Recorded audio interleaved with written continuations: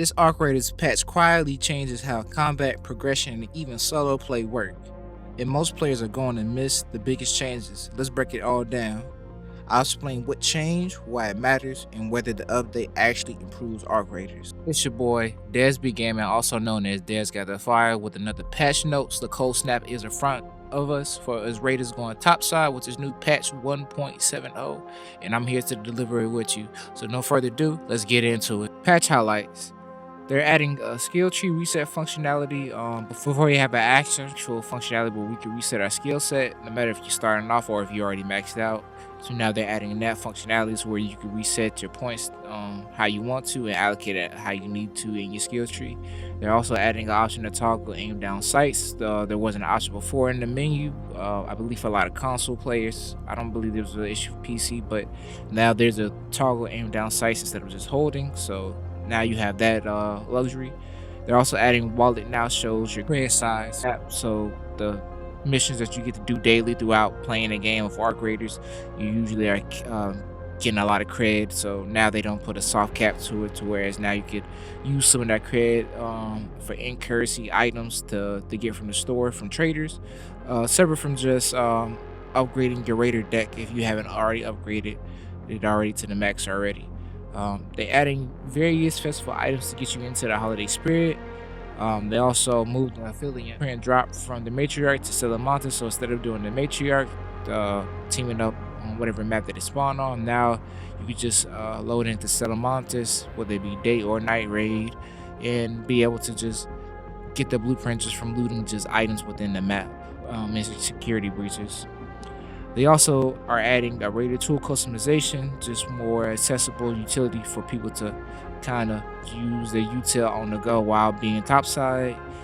Various collision issues on several maps throughout the game, and also improves Stellamata spawn distance checks to address the issues of players spawning too close to each other. So Stellamata was already known for a PvP type of map, and usually people will spawn camp or identify the spawns within the map and just be able to spawn on one another, pretty much leading to just the latest team or the later teams who spawn within the map will usually win the fights, because usually the people who spawn in the beginning are fighting multiple teams and using multiple resources to stay alive and survive while they are topside.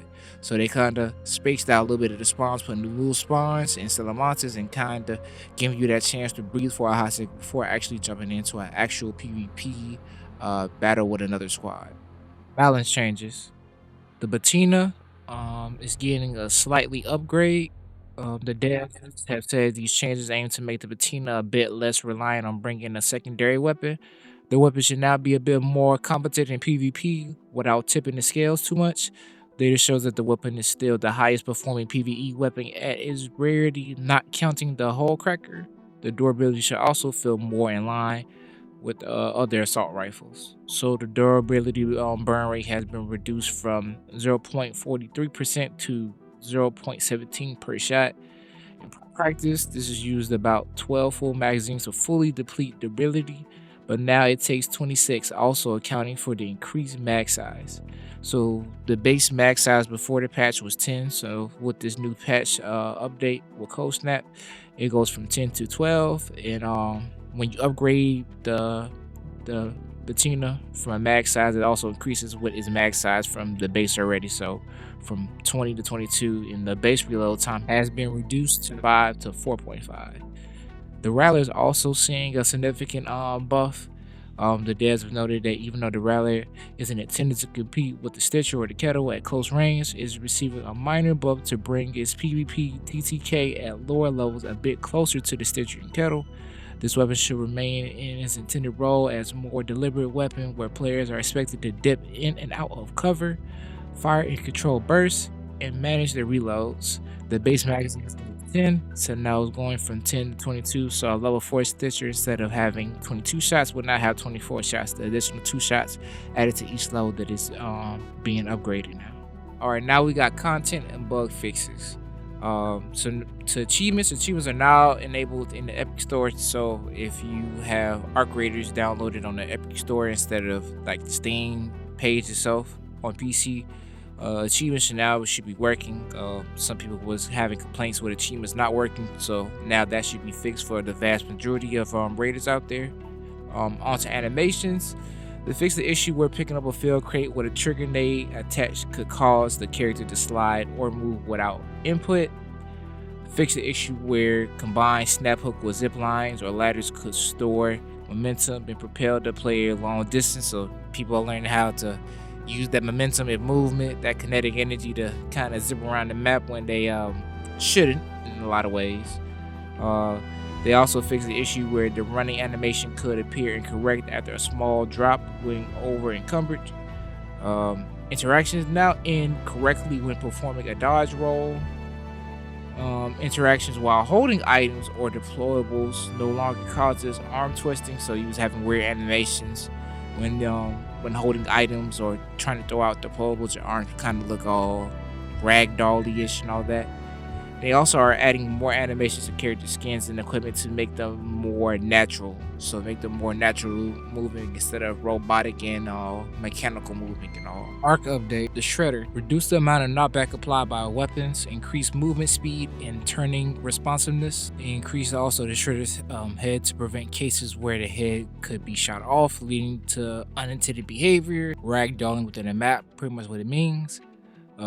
And improve the Shredder navigation to reduce getting stuck on corners, narrow spaces, and short obstacles. Also increase the speed in which the Shredder enters combat when taking damage and when in close proximity to players, while also increasing the number of parts on the Shredder that can be individually destroyed. So the Shredder is now twice or even 3 times as vicious as it was before and dangerous, so be on the lookout for that when playing on Salamantas and be careful.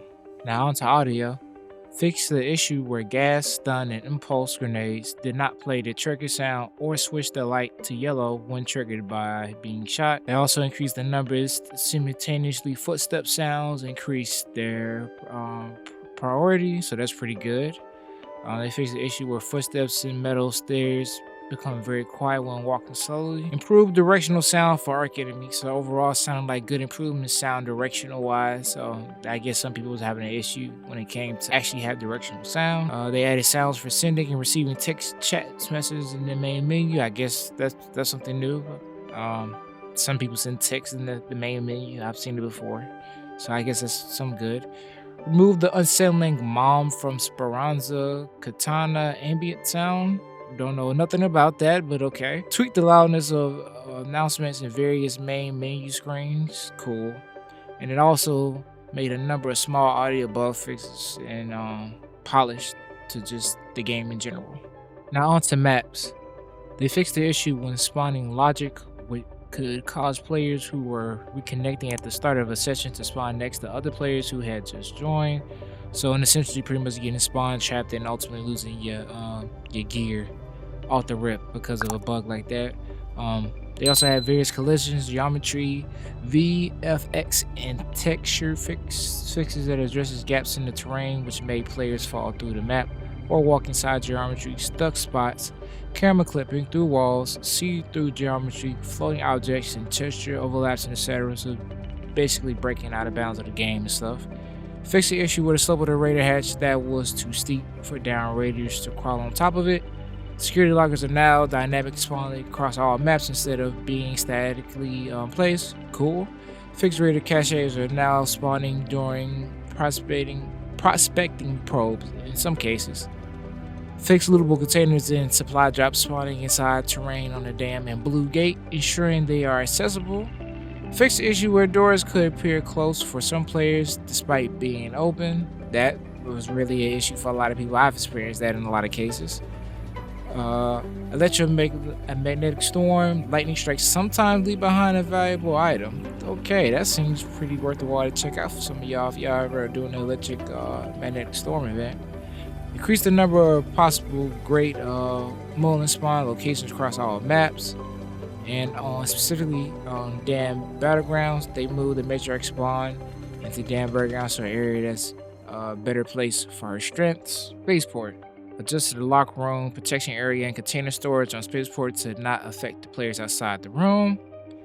On Blue Gate, the lock gate map condition has been added, so we added something that's should have ultimately in the game in the first place. It's just re-adding that portion back to Blue Gate, which is cool.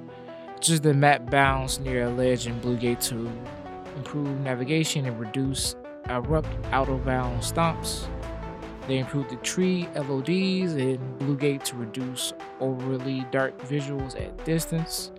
Fixed issues where loot will spawn outside the log room in the village. Added props and visual cues to the final camp and the quest a first full hold to make objective location easier to find. And on Stellar Montes, they increased the item and blueprint spawn rates in Stellar Montes, which is very lovely and great because that was just a PvP central map, barely any type of loot, so I'm glad they upping in on that.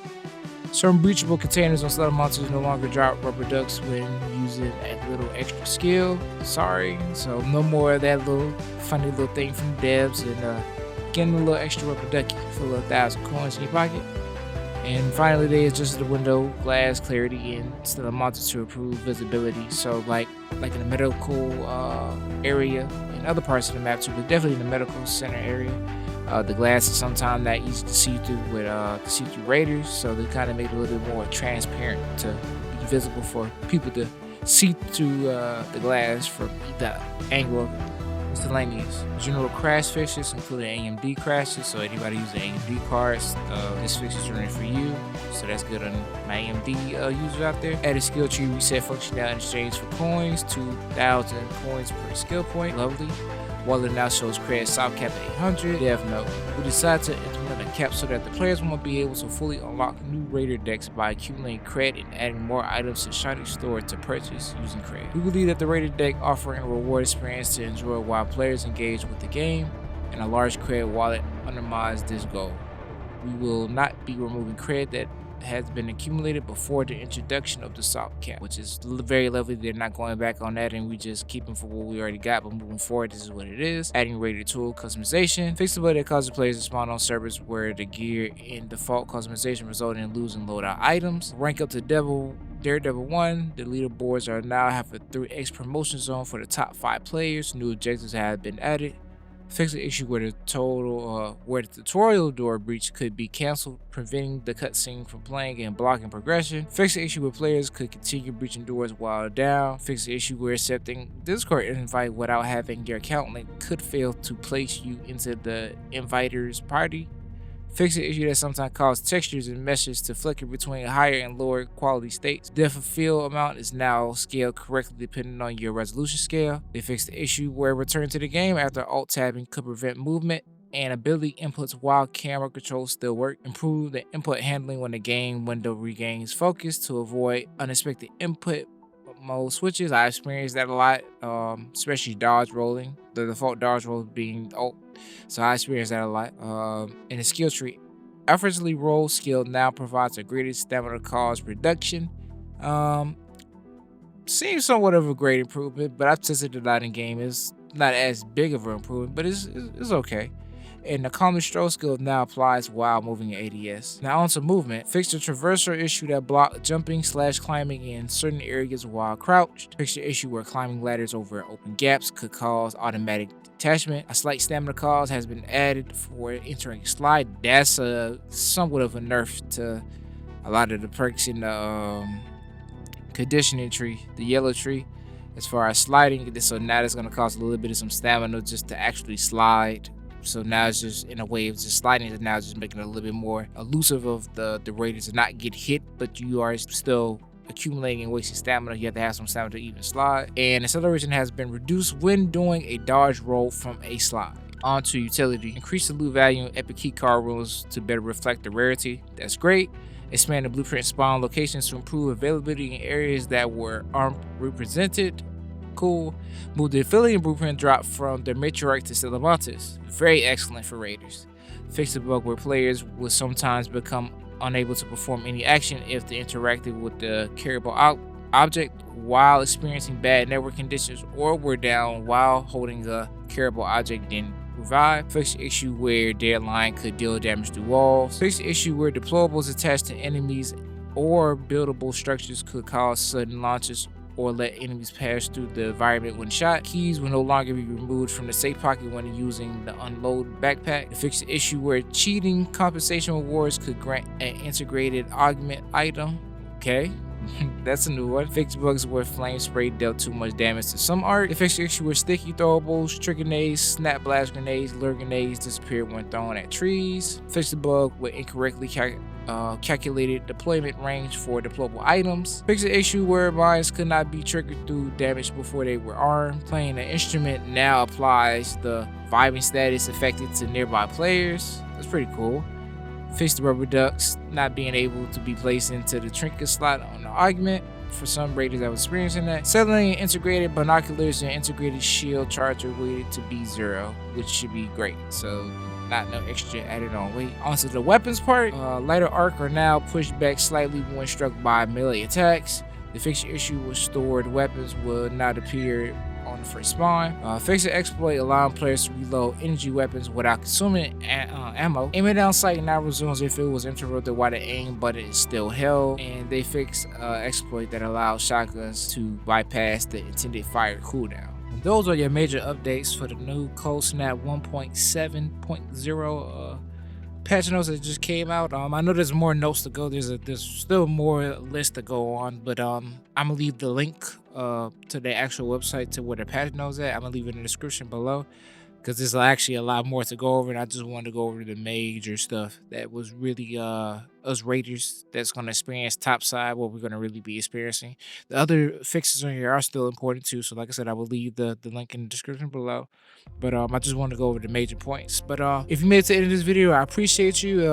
As far as all the patch notes, comment below which one of the patch notes do you think is, like, you know, one of your favorites, or as far as your worst. Comment down below what you're most excited for as far as the new events and the festivities that are going on during this time. It's going to be a great time for ARC Raiders and everything related to this game. So this is a great time to get into the festivities and do the events and enjoy this new patch that just launched out. But if you made it to the end of the video, I would love it if you comment. If you enjoyed it, give it a big like. It helps me get discovered. I'm a new YouTuber, so I'm just trying my best out here. So hitting that like button will definitely find the people that needs to find me, that would resonate with me. And if you really liked it, hit that subscribe button. It'd be much love to see you in here, and I can have you part of the team and the community and all that. I do stream on Twitch. I try to do stream twice out of a week. I don't really have a set days yet, but at least twice out of the week I like to stream. Yeah, I usually like to stream around 9 o'clock, so that is usually a set time for that. But appreciate it for you making it in this video, and I'll see y'all in the next one. See you topside, Raiders.